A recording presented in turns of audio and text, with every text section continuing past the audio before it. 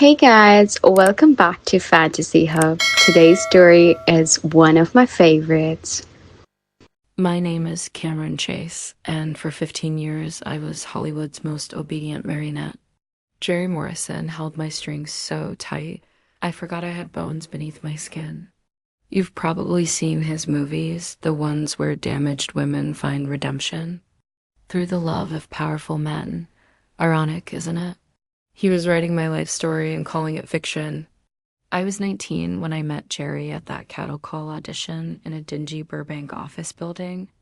Just another desperate girl from Nebraska with stars in her eyes and exactly $47 in her checking account.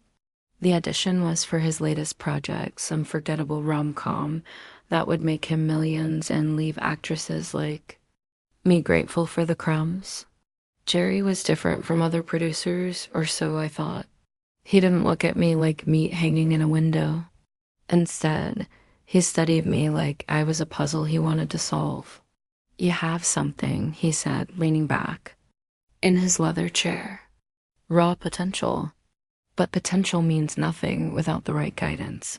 I should have run. Should have recognized the hunger in his eyes for what it was, not artistic vision, but ownership. Instead, I signed the contract he slid across the table, my hand trembling with excitement and terror in equal measure. The first few months were intoxicating. Smaller roles in bigger films, my name climbing the credits like ivy up a wall. Jerry was always there, adjusting my performance, my wardrobe, my entire existence. "Trust me," he'd say, his hand lingering too long on my shoulder. "I know what's best for you." By the time I realized I was trapped, the cage was already locked. The thing about being controlled is that it happens so gradually, you don't notice you're drowning until water fills your lungs. Jerry's methods were surgical in their precision. A role withdrawn here, a blacklist threat there. Soon, I understood that my career, my entire identity, belonged to him. He moved me into his Malibu mansion under the pretense of mentorship. The house was a monument to his ego awards, lining the walls like trophies from a hunt. I was beginning to understand I was part of. My room was on the third floor, overlooking the ocean. Beautiful and isolated, just like he preferred me.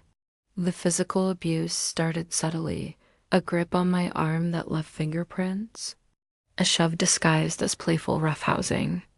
Jerry was careful never anywhere that cameras would catch. He knew exactly how to hurt me without leaving evidence, and more importantly, how to make me believe I deserved it. "You missed your cue in that scene," he'd say, his voice calm as his fist connected with my ribs. "Professionalism matters, Cameron. I'm just helping you remember." The psychological torment was worse. He would rewrite my scripts at the last minute, forcing me to perform while unprepared, then humiliate me publicly for my lack of commitment. He controlled my diet, my friendships, my entire social media presence. I became a ghost, haunting my own life. The ring came on my 25th birthday, a gaudy diamond monstrosity that felt more like a shackle than jewelry. "Now everyone will know you're mine," he whispered as he slipped it onto my finger during an industry party. The room applauded. I smiled and died a little more inside. For 6 years, I wore that ring like a scarlet letter. It caught the light during interviews, reminding me and everyone else exactly who owned me.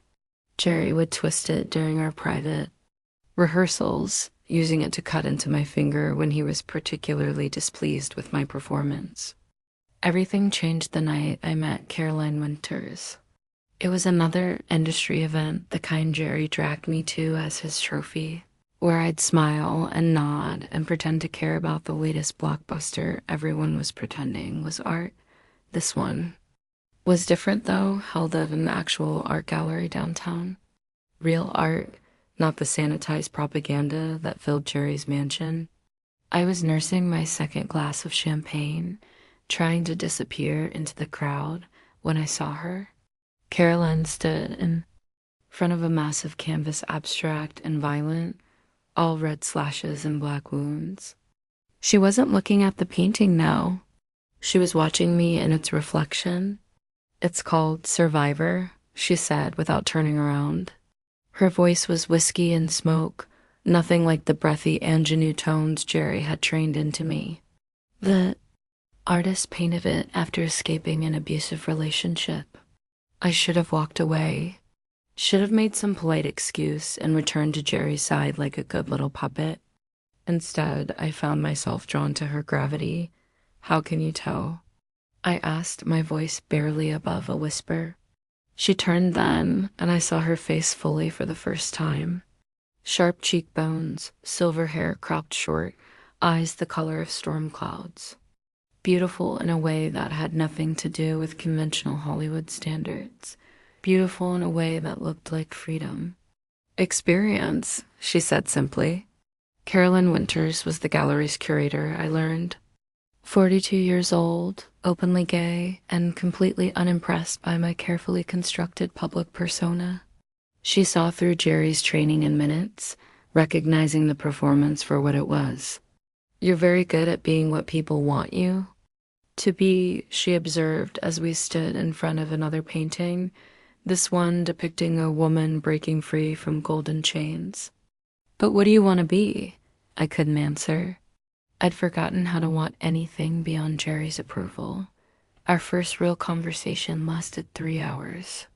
Jerry was schmoozing potential investors on the other side of the gallery, occasionally, glancing over to make sure I hadn't strayed too far from my designated spot. Carolyn and I talked about art, about truth, about the difference between performing and living. "I used to be married," she told me as we examined a sculpture made from shattered mirrors, "to a man who thought love meant ownership.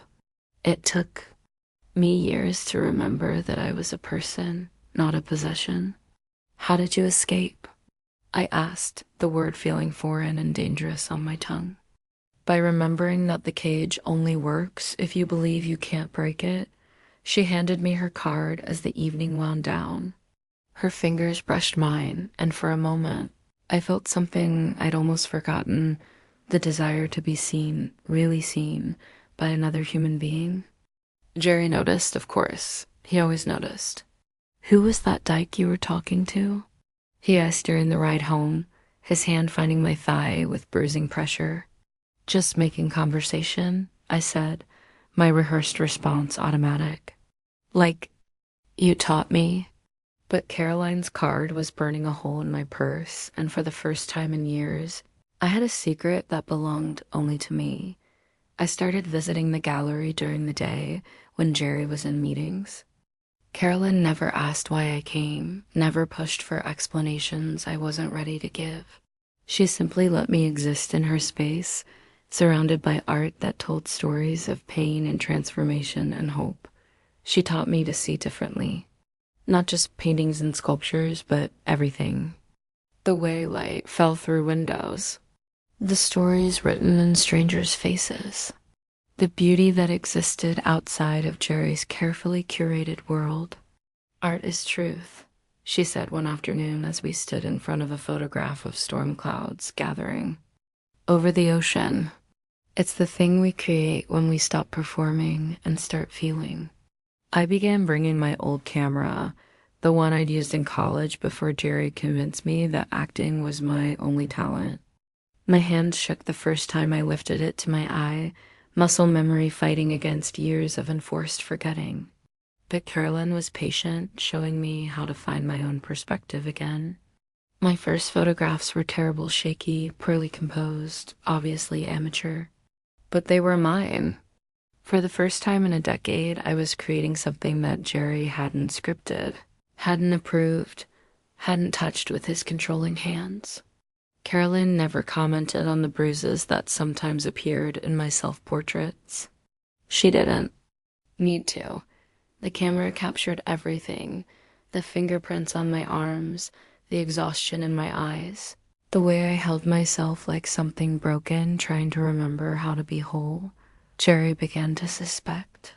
He was too controlling, too observant, not to notice the small changes in me, the way I held my head slightly higher. The fact that I'd started turning my phone face down during our dinners together. The small acts of rebellion I couldn't quite suppress anymore. "You seem different," he said one evening, his voice deceptively casual as he poured himself another scotch. We were in his office, going over the script for my next film, another story about a broken woman saved by a powerful man. "Different how?" I asked, keeping my eyes on the pages. "Distracted, like your mind is somewhere else." His hand found the back of my neck, fingers digging into the pressure points he'd mapped years ago. "We can't have that, can we?" "Not when you have so much writing on your next performance." The threat was implicit but clear. Step out of line and everything disappears. My career, my reputation, my entire identity as he'd constructed it. I'd be nothing without him, and he wanted to make sure I never forgot it. But Caroline's words echoed in my mind. The cage only works if you believe you can't break it. That night, I started recording our conversations. I'd been documenting Jerry's abuse for months before I realized what I was doing. At first, it was unconscious, my phone accidentally recording during his rages, my camera capturing bruises that appeared after our private rehearsals. Then, it became intentional. Jerry was careful, but he was also arrogant. He had controlled me for so long that he'd forgotten I was capable of thinking for myself. He never suspected that his perfect puppet might be planning her own escape. The recordings were devastating. Hours of verbal abuse, threats, manipulation tactics that would make a psychologist weep. Jerry's voice, clear and unmistakable, describing exactly what he'd do to me if I ever tried to leave. How he'd destroy my career, blacklist me from the industry, make sure no one would ever hire Jerry Morrison's used goods again. But the most damning evidence was yet to come. Carolyn and I had been meeting secretly for 6 months when the tabloid photos appeared. Nothing scandalous, just two women laughing at a gallery opening, my hand on her shoulder, my ring finger conspicuously bare. I'd started leaving Jerry's ring at home during my visits to Carolyn, needing those few hours of freedom from its... "Wait," Jerry exploded. "You fucking whore," he screamed, slamming the tabloid down on his desk hard enough to crack the glass surface. "Do you have any idea what you've done? What people will say?" I stood perfectly still, letting his rage wash over me like I'd learned to do over the years. But inside, something had shifted. I wasn't the frightened 19-year-old who'd signed his contract anymore. I was 31 years old, and I was tired of being afraid. "They'll say I have a friend," I replied calmly. His backhand sent me to the floor, but I kept my phone recording in my pocket. He didn't notice the small device capturing every word, every threat, every piece of evidence I'd need later. "I'll burn that Dykes gallery to the ground," he snarled, standing over me as I pressed a hand to my bleeding lip. "I'll destroy her, and then I'll destroy you. You'll never work in this town again. You'll be nothing, less than nothing."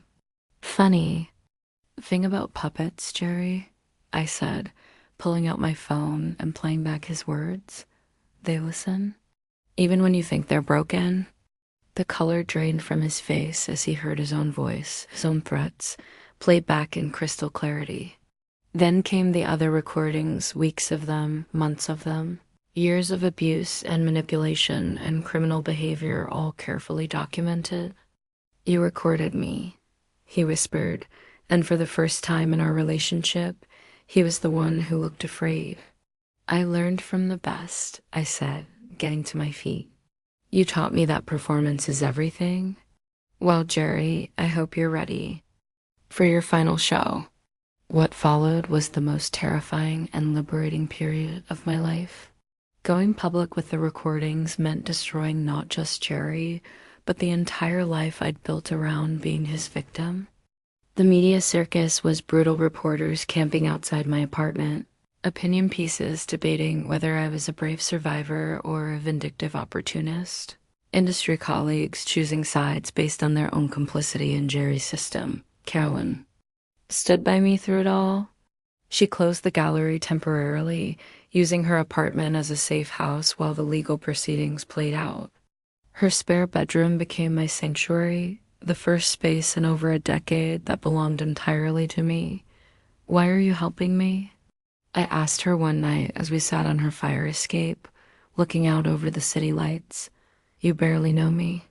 "I know." "Enough," she said, her hand finding mine in the darkness. "I know what it takes to survive what you survived. And I know that nobody should have to rebuild their life alone." The trial lasted 8 months. Jerry's lawyers tried every tactic painting me as an unstable gold digger, questioning my motives, suggesting that I'd manipulated the recordings, but the evidence was overwhelming. Years of documentation, corroborated by other victims who found the courage to speak out once my story broke. Jerry Morrison was sentenced to 20 years in federal prison for racketeering, sexual assault, and witness intimidation. The judge called his behavior a systematic campaign of abuse that strikes at the heart of human dignity. I wept when the gavel fell, not from relief, but from grief for all the years I'd lost. All the woman I might have been if I'd never met him. Freedom is messier than anyone tells you. After Jerry's conviction, I expected to feel liberated, transformed, ready to take on the world. Instead, I felt hollow. I defined myself in relation to him for so long, first as his protégé, then as his victim, finally as his accuser, that I didn't know who Cameron Chase was without Jerry Morrison in the equation. Carolyn was patient with my confusion, my anger, my grief for the life I'd lost. She let me take up space in her world without demanding that I perform gratitude or healing or any particular emotional response. Trauma doesn't follow a schedule, she told me one morning as I sat in her kitchen, still in my pajamas at 3 p.m., staring at a cup of coffee that had gone cold hours ago. "You don't have to be grateful. You don't have to forgive. You just have to keep breathing until breathing becomes something you want to do again instead of something you have to do." I started therapy, real therapy, with a woman who specialized in trauma and abuse recovery, not the industry-friendly counselor Jerry had arranged to help me manage my emotions more effectively. Dr. Sarah Chun taught me that my responses to Jerry's abuse, the compliance, the people-pleasing, the way I'd learned to disappear inside myself weren't weaknesses. They were survival strategies that had kept me alive in an impossible situation. "You were never broken," she explained during one of our sessions. "You adapted to a toxic environment in exactly the way you needed to survive it. Now we're going to help you adapt to freedom."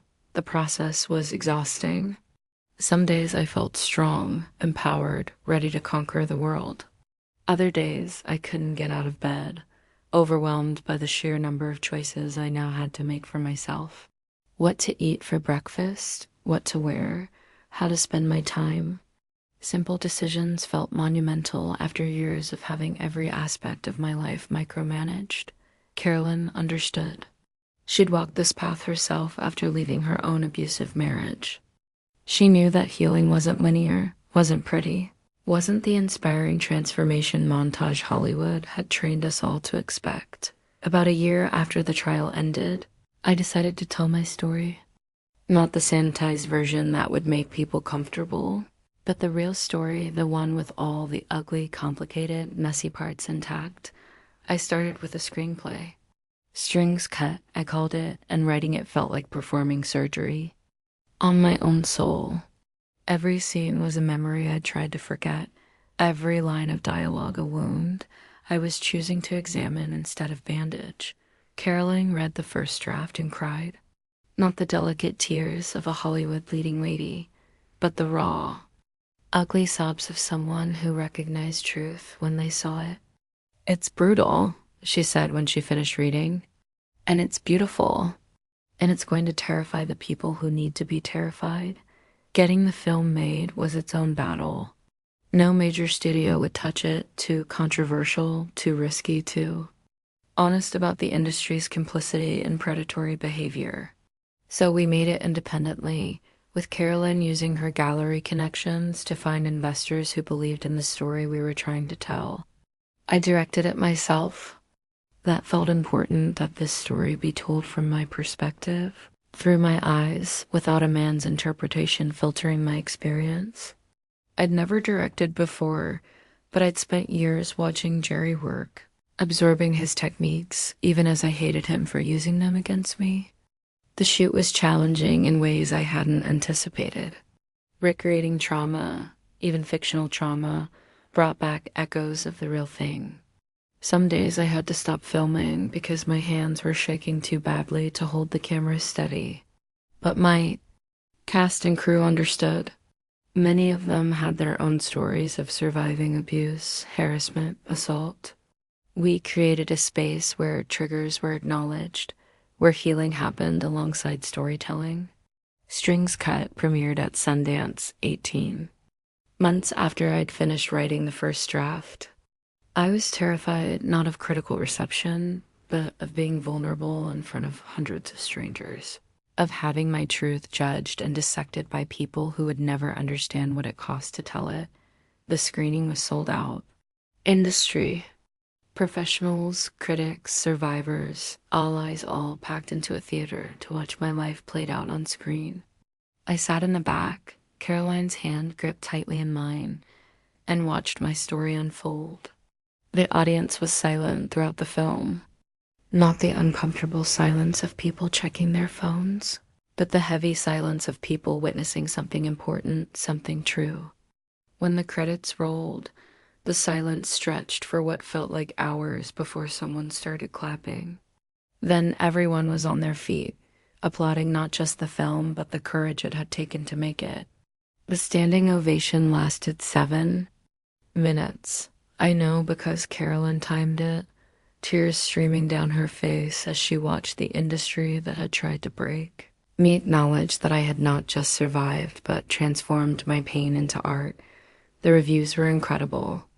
Unflinching, necessary, a masterpiece of survivor storytelling. But more important than the critical acclaim were the messages from other survivors, hundreds of them, sharing their own stories, thanking me for giving them language for experiences they've never been able to articulate. That brings us to now. I'm 33 years old, and for the first time in my adult life, I wake up each morning knowing that the day belongs to me. I'm writing my second film, about a woman who learns to trust her own instincts again after years of being told they were wrong.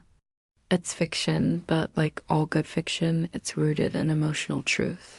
Carolyn and I live together now, in a house with windows that open and doors that lock only when we want them to. We have a garden where I'm learning to grow things instead of just surviving them. She's teaching me about plants the way she taught me about art, showing me that growth requires both light and darkness, that beauty can emerge from the most damaged soil. People ask me if I'm angry, if I hate Jerry, if I want revenge, if I'm consumed by bitterness over the years he stole from me. The answer is complicated. Yes, I'm angry. Furious, sometimes, at the time I lost, the woman I might have been, the dreams I buried to survive his control. But anger isn't the same as hatred, and I refuse to let him take up any more space in my head than he already has. I'm not grateful for what happened to me. I won't perform gratitude for an audience that wants to believe suffering always leads to wisdom, that surviving abuse makes you stronger. Sometimes it just makes you tired. Sometimes it just makes you older. But I am proud of what I've built from the wreckage, not despite what I survived. That because I refused to let it be the end of my story. The truth is, recovery isn't a destination. It's not a place you arrive at and then get to rest. It's a daily practice of choosing yourself, of remembering that you deserve to take up space in the world, of believing that your voice matters, even when, especially when, It makes other people uncomfortable. Some days are harder than others. I still have nightmares sometimes. I still flinch when men raise their voices. I still catch myself performing, still hear Jerry's voice in my head telling me I'm not good enough, smart enough, talented enough to exist without his guidance. But I have tools now. I have Carolyn, who loves me not for what I can do for her, but for who I am when I'm not doing anything at all. I have Dr. Chun, who teaches me new ways to process old pain. I have my camera, my writing, my garden creative, outlets that belong entirely to me. And I have other survivors who reach out, who share their stories, who remind me that none of us is alone, even in our darkest moments. That's why I tell this story, why I keep telling it even when I'm tired. Of being the poster child for surviving abuse. Because somewhere out there is another woman who's convinced she can't break free, who believes the cage is stronger than her desire for freedom. I want her to know that she's wrong. 3 months ago, I got a letter in prison mail. Jerry, writing from his federal facility, asking for forgiveness. Claiming he was a changed man, that he'd found God, that he understood now how much he'd hurt me. He wanted to make amends, he said. He wanted me to visit so he could apologize properly.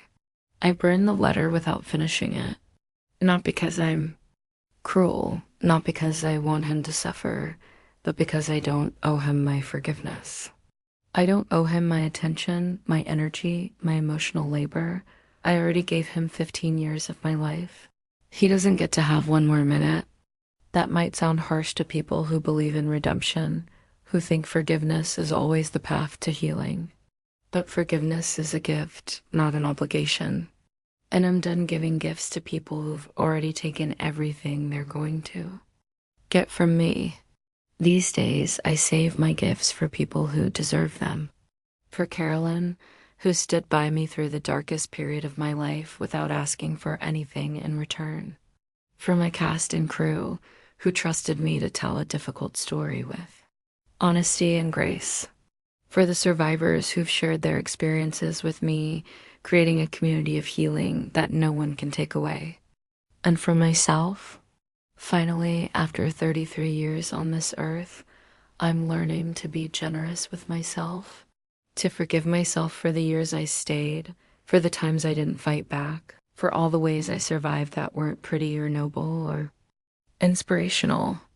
I'm learning that self-compassion isn't selfish, it's necessary. My next film starts shooting in the fall. After that, who knows?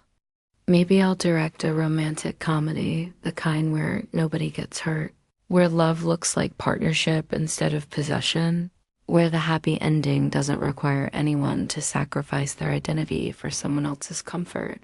Or maybe I'll make another difficult film, another story that needs telling. The industry is slowly changing, creating space for voices like mine, for stories that don't fit the traditional molds.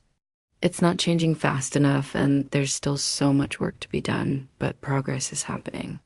Either way, it will be my choice, my vision, my voice, and that more than any award or accolade or standing ovation is what victory looks like.